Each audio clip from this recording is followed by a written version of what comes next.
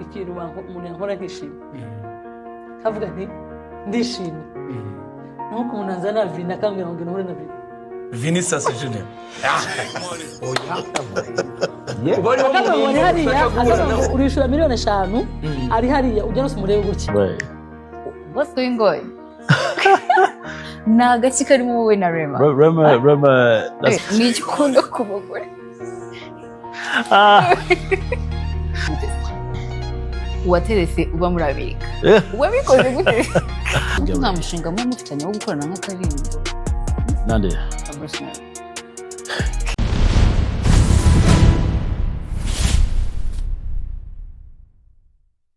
Hello friends and family, brothers and sisters. Mumeze mute bantu banjye, bantu bakuru nuba cyane. Nizere ko mumeze neza, nizere ko muri amahoro, nizere ko mugishima Imana. Ariko hanyuma niba utanameze neza, wihangane kabisa niko isimera. Ndizera ko ibintu byawe biri buze kugendekera neza kubera ko iyo wihangane mu bibazo ugakomera, everything goes well. Like okay, ibintu bigenda neza cyane kabisa. Ugasengana Imana ikabigufashamo, hanyuma ukabasha kuba wabicamo amahoro. Hanyuma rero mbifurize gukomeza kugwa neza, mbifurize kugira amahoro y'Imana, gukomeza kugira impagarike n'ubugingo. Hanyuma nk'ibisanzwe ikiganiro cyitwa Tembera Culture Vibes, niho umenyera amakuru aba agizweho mu myidagaduro. Ariko uyu munsi by'umwihariko ngufitiye couple y'abantu babiri, itari yabashakanye kamen, itari yabashakanye bwo ni Bruce na Ben.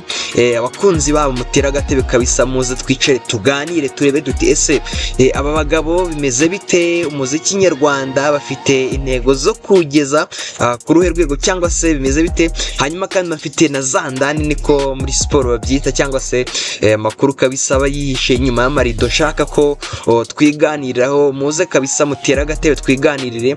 Niba uri umukunzi w'abanzi babiri Bruce ndetse na Ben, nyereka kabisa muri commentaire, andika uti team Bruce cyangwa se team the Ben, and then twigire gute twiganirire. Hanyuma sabo gusa kandi mfite uyu munsi harabura iminsi igera kuri 5 ndetse cyangwa 4 kugira ngo uwitwa Ben ndetse n'uwitwa Chance, ni couple yaba Ramyi hano mu Rwanda imaze kumenyekana. Yamenyekanye mu ndirimbo zitandukanye zakunzwe cyane mu Rwanda, zirimo yitwa Zaburi. Ngira ngo abakurikirana imyidagaduro nyarwanda cyangwa se abakurikirana gospel nyarwanda, nta kuntu waba utazi indirimbo yitwa Zaburi, yarakunzwe cyane, indirimbo zikomeye cyane. Ngira ngo bafite niyo baheruka gusohora yitwa Igikombe. Bafite indirimbo rero nyinshi zakunzwe. Narimvuze nti harabura iminsi igera kuri 6 kugira ngo bakore igitaramo gikomeye cyane, igitaramo cy'amateka, igitaramo bise The Easter Jubilee. Ni igitaramo kizaba ku itariki ya 5 z'ukwezi kwa 4 kabisa. Ngira ngo twamaze kwinjiramo uyu munsi kabisa.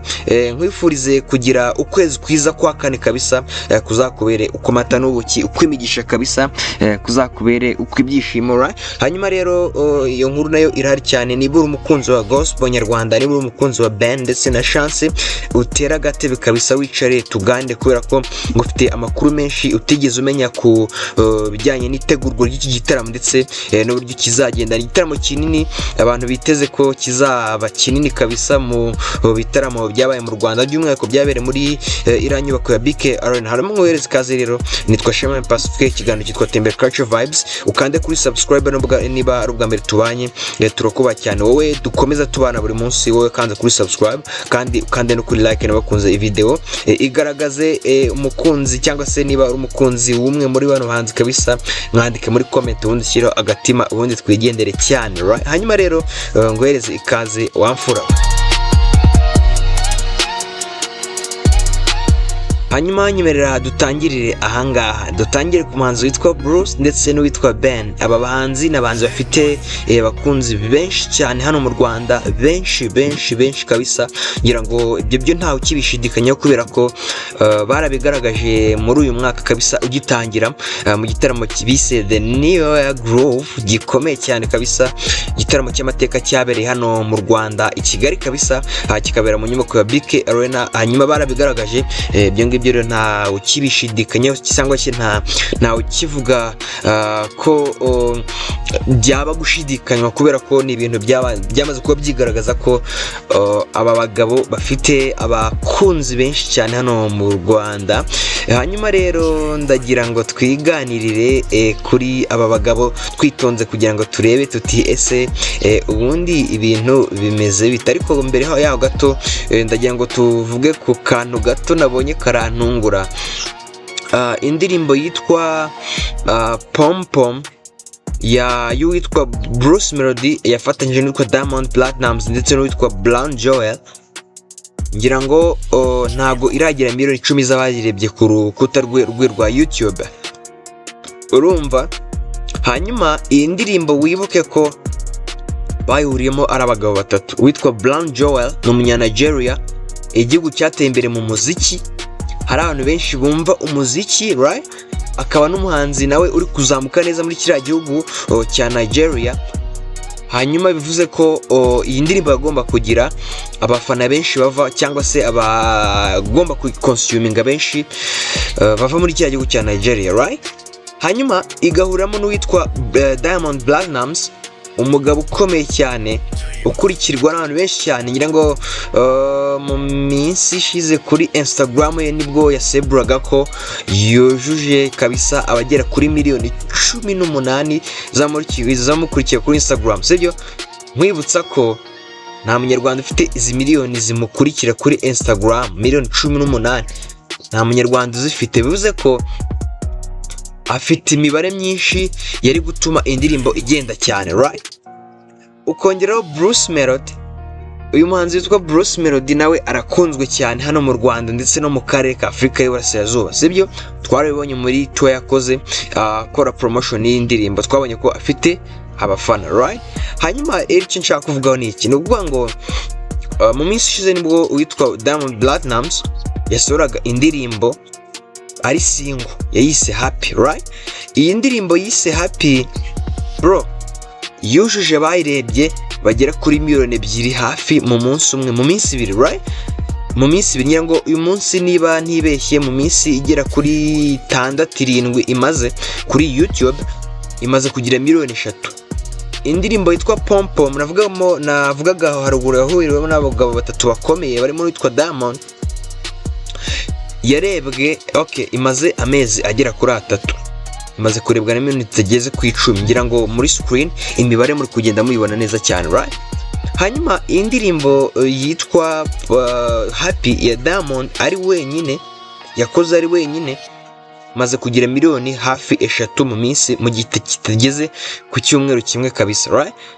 Hanyuma ndashaka ko twivugira kuri iki. Munyarukire ku mbuga nkoranyambaga zacu za kuri Instagram, kano kantu ndagashyiraho kabisa, mu ndebere ari indirimbo yitwa Happy ya Diamond Platnumz ari wenyine, sibyo? Ni indirimbo yitwa Pom Pom bafatanyije ari batatu, ni yihe nziza. Hanyuma uwitwa Diamond Platnumz nicyo nshaka tuvugaho, agashinjwa ko yanze gukora promotion y'indirimbo yitwa Pom Pom, sibyo? Ngira ngo byaravuzwe cyane ubwo uwitwa Bruce yari muri Tanzania, ngira ngo bahuye akanya gato cyane, abantu bakavuga bati ese byagakwiye ko umuntu mwakoranye project nini ingana uko yashoyemo amafaranga menshi cyane twagiye twumva, ujye muri Tanzania akakwirengagiza bene aka kageni. Ngira ngo hari abategeka bavuga ko uwitwa Diamond Platnumz yihishe Bruce mu gihe yajyaga muri Tanzania, ariko ibyo ntabwo twabishingira kubera ko we are not sure. Hanyuma uwitwa Diamond Platnumz agashinjwa ko yanze gukora promotion y'indirimbo yitwa Pom Pom. Mu by'ukuri ni ibintu bigaragara kubera ko ngira ngo ama-challenge uwitwa Diamond Platnumz yayikoreye ni hafi ya nayo, ni make kabisa. Ngira ngo nge akavideo nabonye ni kamwe ayikora promotion, ariko donc bivuze ko iyo bigendanye n'imibare cyangwa se n'abafana uyu mugabo witwa Diamond Platnumz afite, yaramukashizemo akaboko ke, right? yaramuka ashyizemo akaboko k'indirimbo yari kuba igeze nko muri 2020 kuko amezi 3 imaze bien sûr yakwiye kuba igeze muri miliyoni nyinshi cyane kubera ko nk'uko twabivuze umuhanzi witwa Diamond afite abafana benshi, afite imibare myinshi, kongeraho umunyanigeria Diamond Brown Joel. None se donc miliyoni 10 bro, miliyoni 10 n'indirimbo ya Element cyangwa se ya Chris Easy arazigira mu gihe kingana uko kabisa, arazigira right. Ntago rero indirimbo y'imo abagabo bakomeye cyane tuvuga ngo ni collab iri international u Rwanda cyangwa se umuziki w'u Rwanda ugize yakwiye kuba ifite imibare ingana ukunguku muri iki gihe gito kingana gutyo right. Rero witwa Diamond ashinjwa kuba ataragize gute atarekore promotion, ariko mu myemere kabisa tuhe amashyi witwa Bruce, munyemere tumuha amashyi kabisa kubera ko yagerageje gukora uko ashoboye kose muri ya spirit ye agira yo kuba n'ubundi umukozi yo kwitwa munyakazi, agerageza gukora promotion zihagije z'indirimbo yitwa Pom Pom, nubwo urwego twari twiteze ko ishobora kuba yagira gute yageraho itararugeraho sibyo. Ngira ngo yakoze promotion muri East Africa yose, ngira ngo yarazengurutse wenda avuye mu Burundi kubera ko yagiye muri Kenya, imibare irazamuka turabibona right. Ajya muri Tanzania imibare irazamuka turabibona, tubona ko kabisa akaboko kari gushyiramo kari gukora akazi. Ajya muri Uganda ngira ngo nawe yashoreje ya East Africa and then ahita afata rutema ikirere ajya ku mugabane w'Uburayi, ajya gukomeza n'ubundi promotion. Ngira ngo yarafite n'ibitaramo bitandukanye kuri mugabane mu Bubiligi, ngira ngo yarafite igitaramo, hanyuma aza no kuba yajya mu gihugu cy'Ubufaransa naho arakora right. Hanyuma rero ni icyo navuga nuko Diamond Platnumz kabisa ntabwo abaniye Bruce, ibintu bigaragara. Yaramuka akoze promotion nk'uko Bruce yabikoze, indirimbo twakuba tubibona muri miliyoni 20 sibyo right okay. Hanyuma kuwitwa The Ben ndetse na Bruce tubagarukeho nicyo cyatuzindiye kabisa. Ngira ngo murabizi ko abagabo bombi bafitanye igitaramo kizazenguruka igihugu kabisa, ibitaramo bizazenguruka igihugu muri sama y'uyu mwaka cyangwa se mu mpeshyi y'uyu mwaka, bikazahoramo n'undi abagabo babiri bagabo bagaragaje ko bashobora gutuma umuziki nyarwanda cyangwa se imyidagaduro nyarwanda ari indi ntambwe itera, kubera ko bagaragaje muri The New Groove. Nashaka ko tugarukaho cyane kubera ko ngira ngo twabivuzeho bihagije kabisa mu biganiro byacu. Bafitanye rero ibitaramo bizazenguruka igihugu muri mu mpeshyi z'uyu mwaka, ibitaramo bizaba ari byiza cyane kabisa. Ngira ngo mu minsi ishize nibwo witwa Bruce yasohoraga graphic agaragaza ko bizaba uwitwa mugenzi we The Ben akabihakana kabisa, ariko mu kiganiro yagiranye n'igihe ejo bundi kabisa muri weekend ishize byamaze kuba confirmed nyuma yuko donc uvuga ngo uwitwa Bruce habayeho biganiro nyuma yuko witwa The Ben hakanye ko aya makuru atariyo, akashyiraho fake news.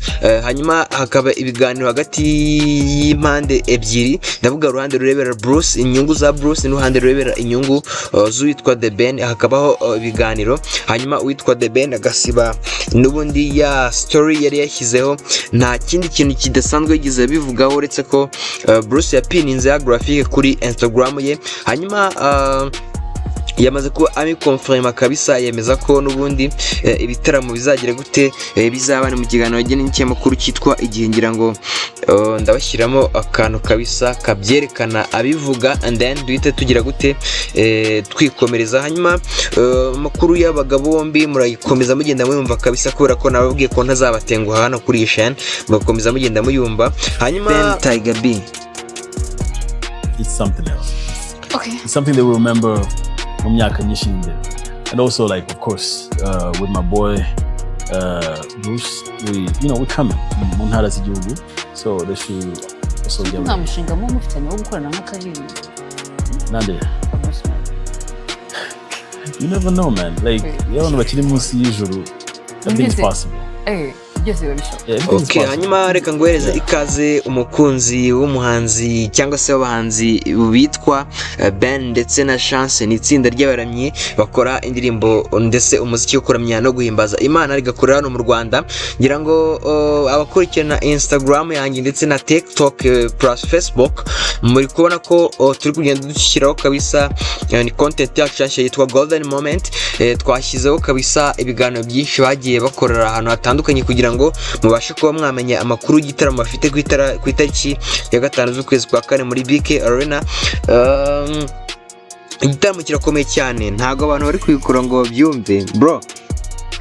Uzi ko turabizi ko uwitwa Israel Mbonyi ari mu bantu bafite abakunzi benshi cyane hano muri hano mu Rwanda muri gospel nyarwanda.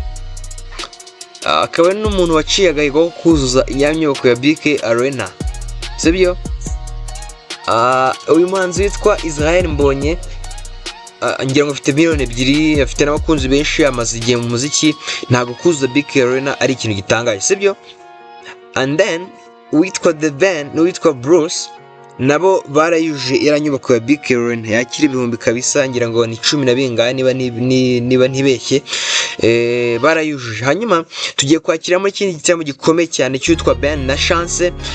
Ngira ngo azafatanyamo n'abahanzi batandukanye, ni couple n'ubundi y'umugore n'umugabo bitwa Papi Kuri ndetse na Dorcas, nabo barakomeye cyane hano. Ngira ngo mu minsi ishize nibwo batangaza ko n'ubundi bazakorana iki gitaramo nabo. Hakiyongeramo n'abandi witwa Arisha na Germaine, abakobwa bari kuzamuka kabisa mu muziki neza cyane nyarwanda wa gospel, bari kuzamuka neza cyane na kabisa, nabo bazaba bahabaye. Witwa Arisha ndetse na Germaine, abahanzikazi kabisa bakomeye cyane, baherutse no gutwara igihembo cy'abahanzikazi bakizamuka mu Rwanda mu bihembo bya Shining Star kabisa.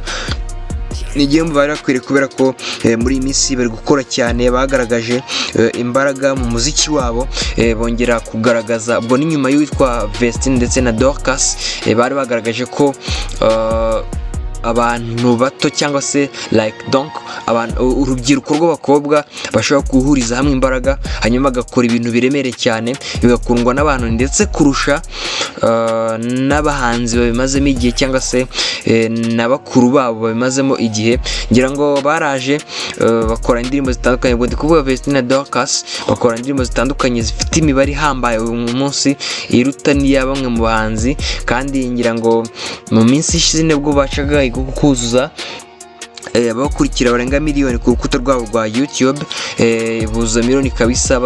Donc bajeje bundi mu myaka 3 cyangwa 4 hafi 5 bamaze muri uyu muziki, bahise barusha imibare abantu baje donc nyine baje mbere. Hanyuma twari turi kwivugira kuri Arisha and Germaine bazafatanya na Ben na Chance mu gitaramo cyiswe The Easter Jubilee kizabera muri BK Arena. Hanyuma kandi muri iki gitaramo hazaba harimo uwitwa Papi Kuri na Dorcas, nabo bafite abakunzi bakomeye cyangwa se benshi cyane, kubera ko bari no mu bantu nabo bafite ibere nyinshi kuri YouTube, bariho nabo bacururiza cyane imiziki yabo, bari mu bantu bafite imibare myinshi cyane kubera ko bari mu banyarwanda cyangwa se mu artiste bujuje abakurikira barenga miliyoni ku rukuta rwa YouTube mu Rwanda. Ubwo ni nyuma ya Ambassadors of Cross Choir ndetse na ngira ngo na The Ben, sorry nago The Ben naguruza miliyoni by the way, ngira ngo ni Medi ahubwo ndetse n'uwitwa n'abandi bagiye batandukanye buje miliyoni. Sorry na Israel Mbonyi ahubwo ntago ari The Ben na Israel Mbonyi, nabo bari mu buje miliyoni kuri YouTube. Bishatse kuvuga ko nabo n'abantu bafite abakunzi benshi cyane kuri YouTube, nabo bazaba bataramira muri iki gitaramo cyiswe The Easter Jubilee. Hanyuma nyemerera gushimira twabanye uyu munsi mu kiganiro cyacu cy'uyu munsi kigotembera Culture Vibes. Niba wabanye natwe kabisa turagushimiye cyane wowe, kandi bari ubwa mbere wabanye natwe ukande kuri subscribe, kandi ukande kuri like kugira ngo tujye gukomeza tubane dukurikiye ku mbuga nkoranyambaga zacu zose ni social medias, twitwa Stewalo 360, usuri na Instagram yanjye nitwa Shema Pacific kabisa. Ugiye ubasha kubona amakuru yose y'imyidagaduro aba agezweho. Ndabakunda cyane, mugire amahoro.